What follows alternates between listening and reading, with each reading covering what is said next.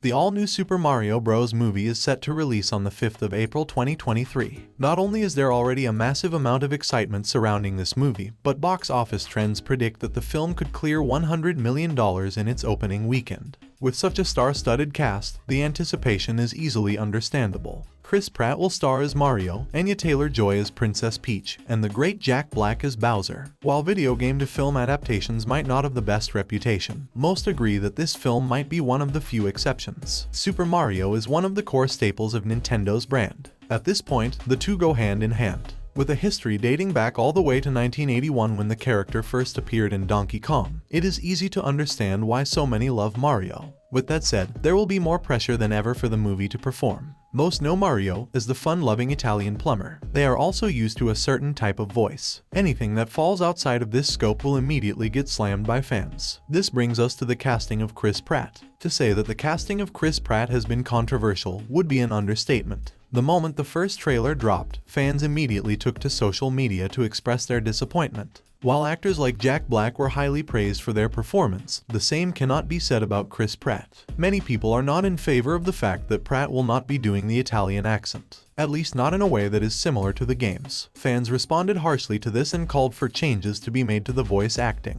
It is worth pointing out that similar fan demands in the past have led to changes in popular movies. Thus, fans were hopeful that their outcry would yield a similar outcome. Most probably won't even remember this, and neither did I in 2000 when Mike Myers got cast to play Shrek. A similar backlash ensued when the first trailer for the movie was released. At the time, Mike was not doing any accent for Shrek. The backlash resulted in a reshoot, and with it, the Shrek we know today was born. A more recent example will be the Sonic the Hedgehog movie. When people started mocking the abomination that was the original, Sony was quick to respond. They delayed the movie and revamped the original model. For this, Sony did receive a lot of praise, and Sonic went on to become a massive box office success. Fans were hoping that something similar would happen in the Super Mario movie. Since the movie is set to release in a few days, we now know that not to be the case. It should of course be noted that not everyone is against the voice acting of Chris Pratt. With all of the criticism against his casting, Chris Pratt did decide to respond. In an interview, he stated that he did understand why some fans are upset. "Oh, I totally get the criticisms and confusion.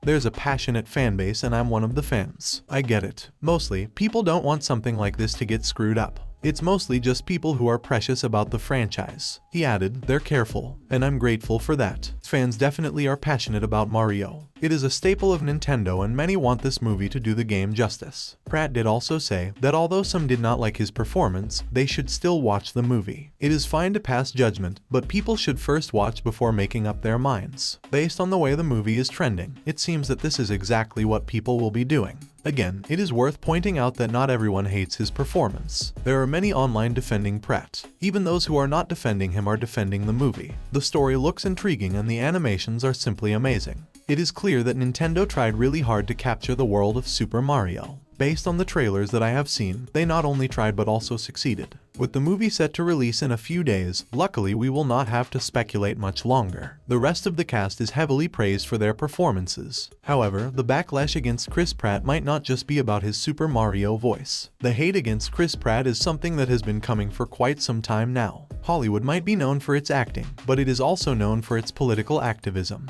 However, this activism is not allowed to lean right in any way. If you are religious, that is even worse. Somehow people got it into their heads that Pratt is a Republican. This is a big no-no in Hollywood. However, it is his openness to share his religious journey that was the final nail in the coffin for many. In 2019, Pratt shared a post where he highlighted his church. This prompted a fiery response from fellow actor Elliot Page. He accused Pratt publicly of being involved with a church that is anti-LGBTQ. This prompted Chris Pratt to respond by stating that his church doors were open to everyone. Since then, the hate for Chris Pratt has only grown. While it is only a small portion of Twitter weirdos, it does still make an impact. Many now accuse him of being a right-wing religious personality who is against gay people. Obviously, this is not true. However, those who dislike Pratt do not seem to care about the truth that much. The truth is that obviously, you do not want anyone to discriminate against any group of people. Your personal religious beliefs should not take rights away from any group of people. However, religious freedom is still important to uphold. Accusing Chris Pratt of being anti-LGBTQ for simply being religious is not really fair. Even if some pastors in the church are against gay rights, does not mean that Pratt is as well. He has expressed his support on multiple occasions, so at this point, people are just looking to hate. But let's move on. The nervousness fans have for the upcoming Super Mario Bros. Movie is not completely unwarranted. Even after 30 years, most people still remember the live-action disaster that was the original. Although there is a very small portion of fans that regard the movie as a cult classic, most agree that the movie was just bad. It had no real connection to video games. In all honesty, the movie served no purpose. It just came at a time when they thought that the Mario brand was at an all-time high. Nintendo was the leader in video games and had lots of success with other IPs. They thought that this success could move over into live-action films. Sadly, things did not work out too well for them. Now, it should be said that this movie was doomed to fail from the start. Production was allegedly a complete nightmare. It was riddled with cast members getting drunk in between takes and directors changing scripts. Some even alleged that there was no real script to follow. Most were just making things up as they went along. If I look at the end result, this is very easy for me to believe. Personally, the movie made no sense, although this did not stop some people from finding deeper meaning.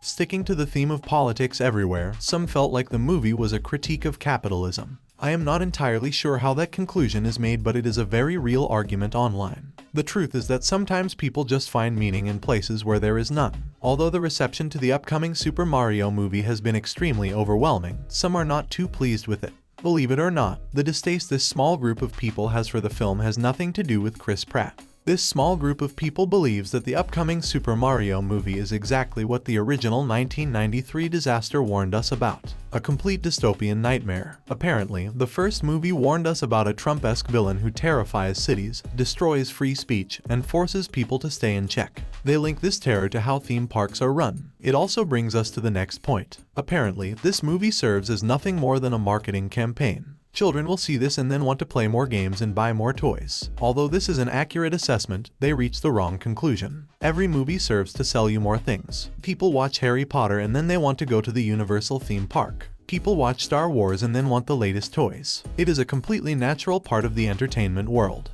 This movie leading to a Super Mario theme park is not a dystopian nightmare. It is just another form of entertainment that people can enjoy if they choose to do so. Obviously, this movie serves as a massive advert for the games. The movie serves to appeal to the larger Western world. That is the reason why they chose a bunch of popular American Hollywood actors. However, it is just entertainment. At the end of the day, people will always find a way to attach their personal politics to everything. There can be no denying though that the Super Mario movie will boost Nintendo even further. Although they are already a massive brand spread across the world, tapping into the film market will only boost them further. Those who are fans of the Super Mario movie will go and watch this film. However, it will also reach an audience that might not play the games. The Super Mario series as it stands has sold over 396 million copies. They have also grossed over $22 billion.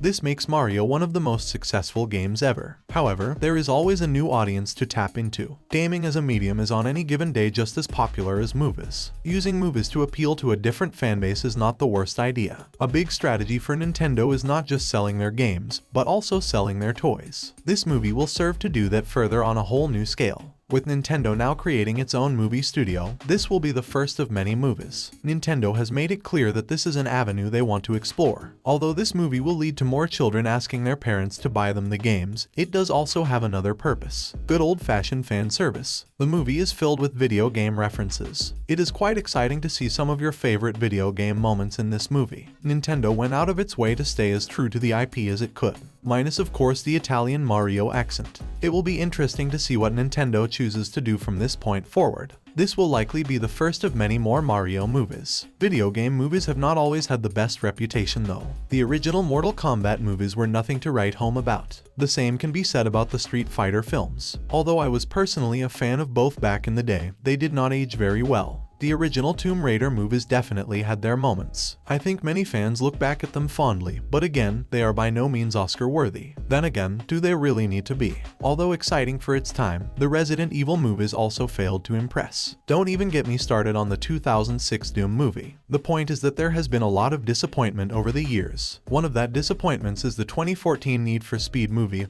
or the 2007 Dead or Alive movie, although I did enjoy this one a bit more as a teenager for some reason. With that, not every single movie was a complete disaster. Some of these movies are considered classics. They have a dedicated fanbase who enjoy them for what they were at the time. However, there is an opportunity now to do better, to take the video game genre and push it to a new height. They can do now what DC did in the 90s with the Batman movies or what Marvel did recently to the superhero space. It is an exciting time for video game fans. There are many opportunities for movie studios to bring video game worlds to life. Some of the best stories ever written are in video games, and studios are starting to see that now. This is the reason why we are starting to see more series like Witcher and Last of Us popping up. Overall, it is going to be very interesting to see how all of this is going to play out. The world of video games is only growing larger, so is the series and movie space. Over the last couple of years, we have seen the rise of streaming services. At this point, it feels like there is a new streaming service popping up every day. These services are desperate for more content to stream. This is a big reason why we are seeing more and more video game IPs popping up.